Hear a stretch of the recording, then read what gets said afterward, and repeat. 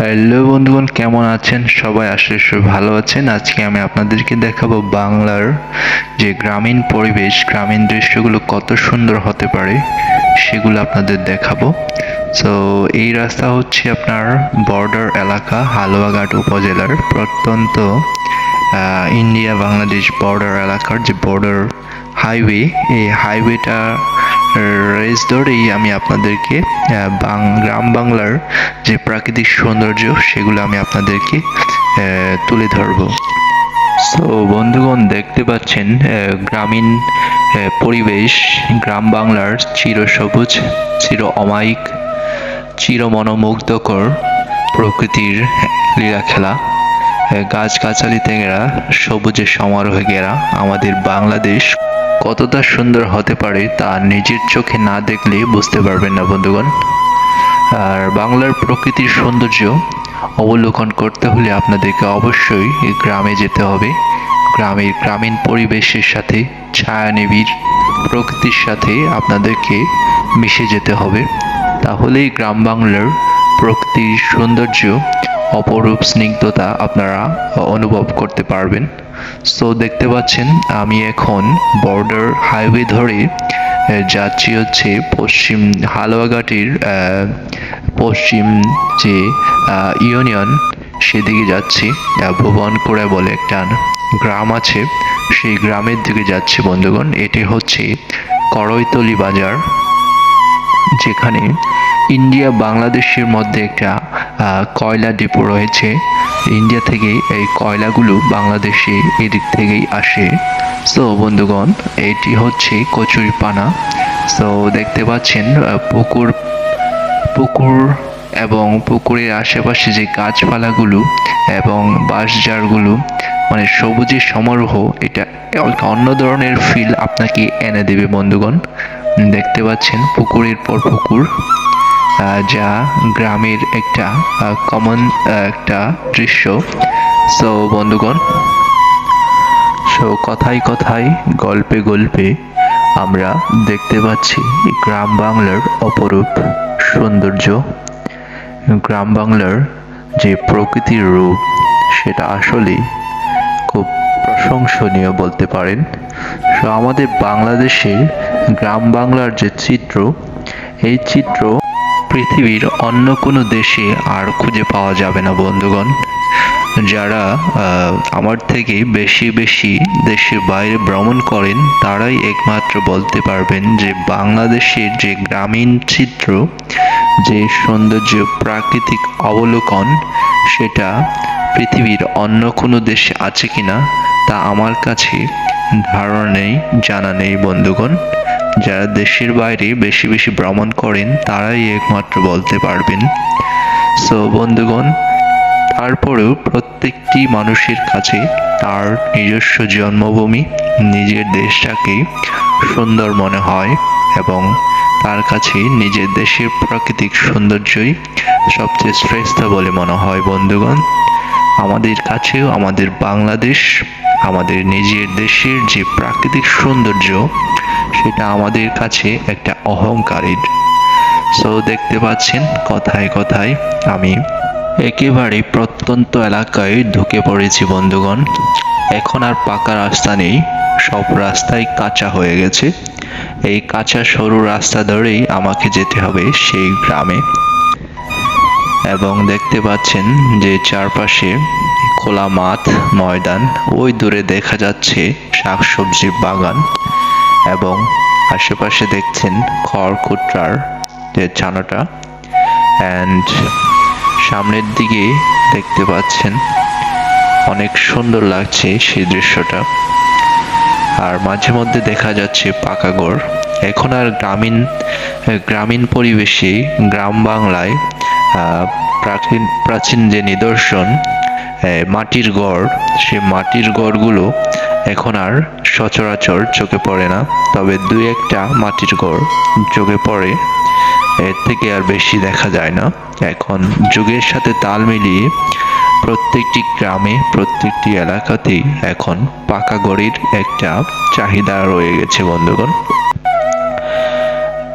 এখন দেখতে পাচ্ছেন প্রাকৃতিক যে অবলোকন, উপরে খোলা আকাশ, নীল আকাশ, মেঘ ভাসে এবং নিচে সবুজের সমারোহ।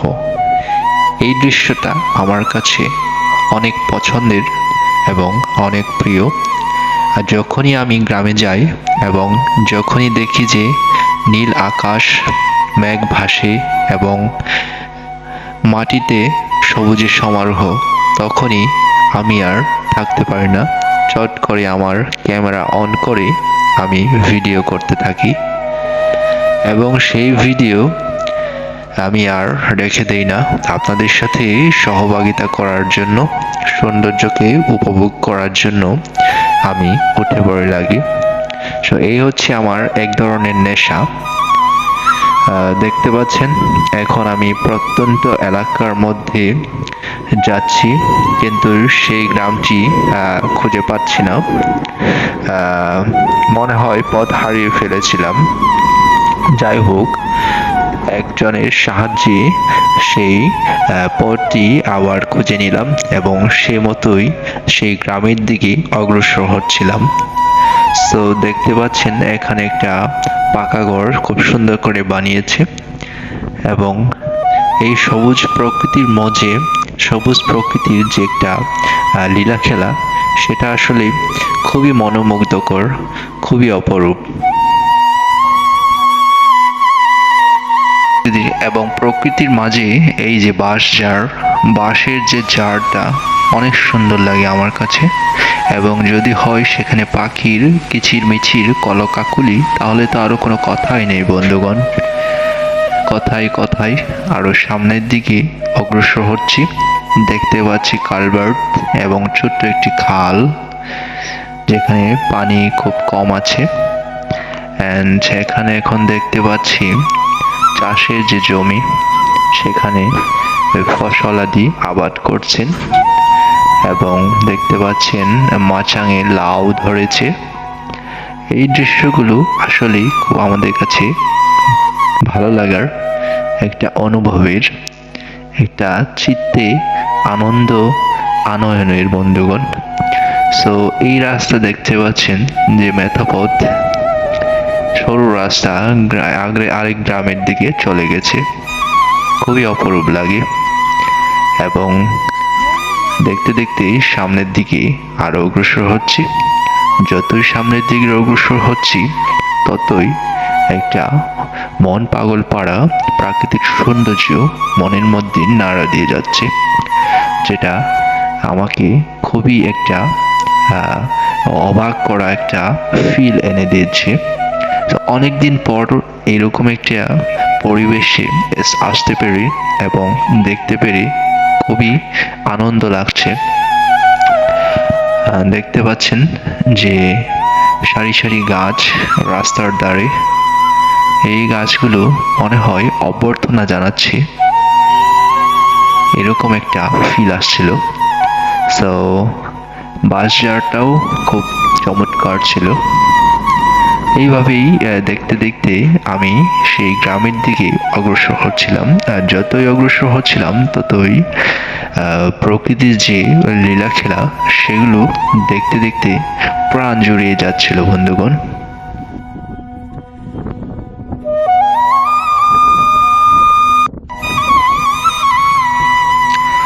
আমরা যারা শহরে থাকি সারা বছর, আমাদের কাছে গ্রামের একটা আভা, গ্রামের একটা টান প্রত্যেকের মাঝে আছে, যেটা আমাদের জন্ম থেকেই প্রাকৃতিকভাবেই আমাদের মধ্যে একটা বৈশিষ্ট্য তৈরি হয়, যা আমাদেরকে সবসময় গ্রামের দিকে মন টানে।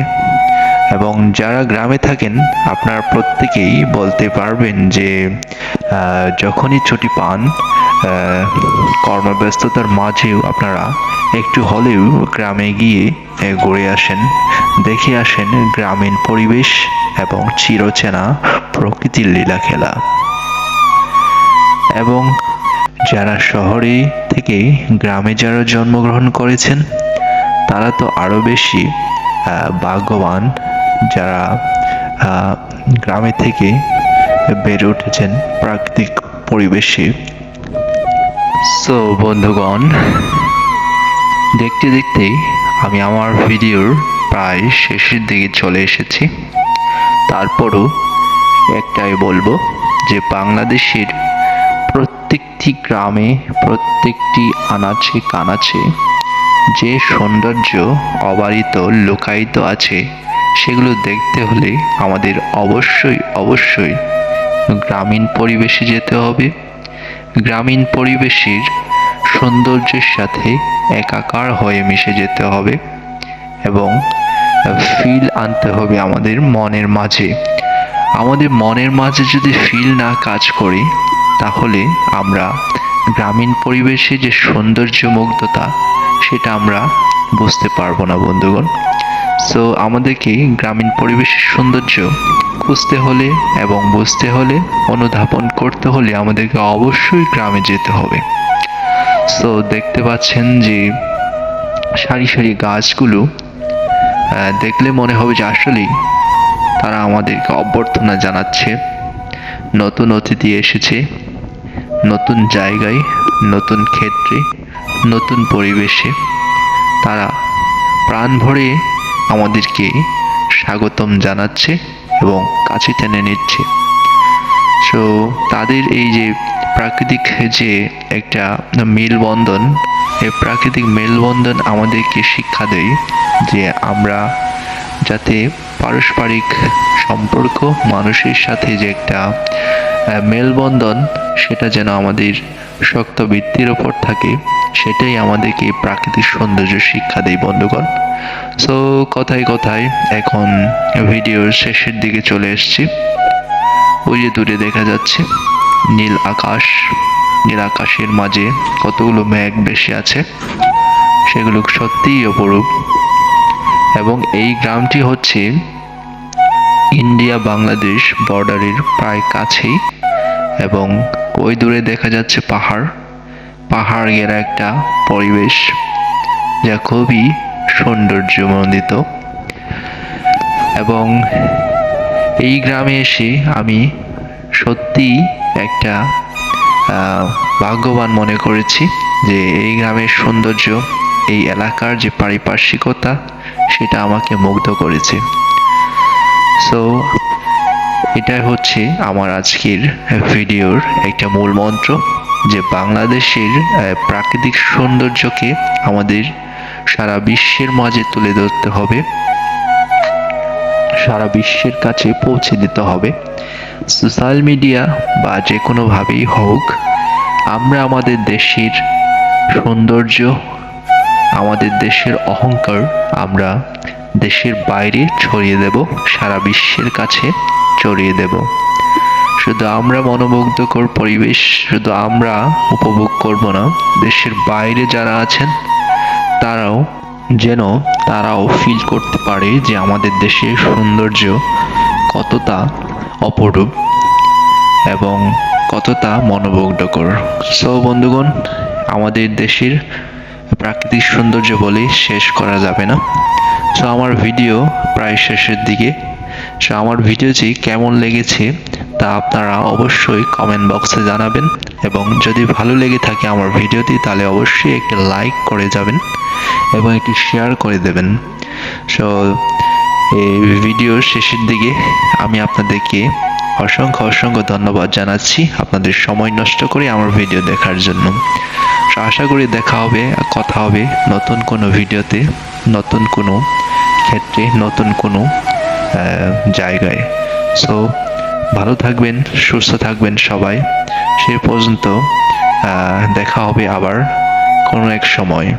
ধন্যবাদ সবাইকে।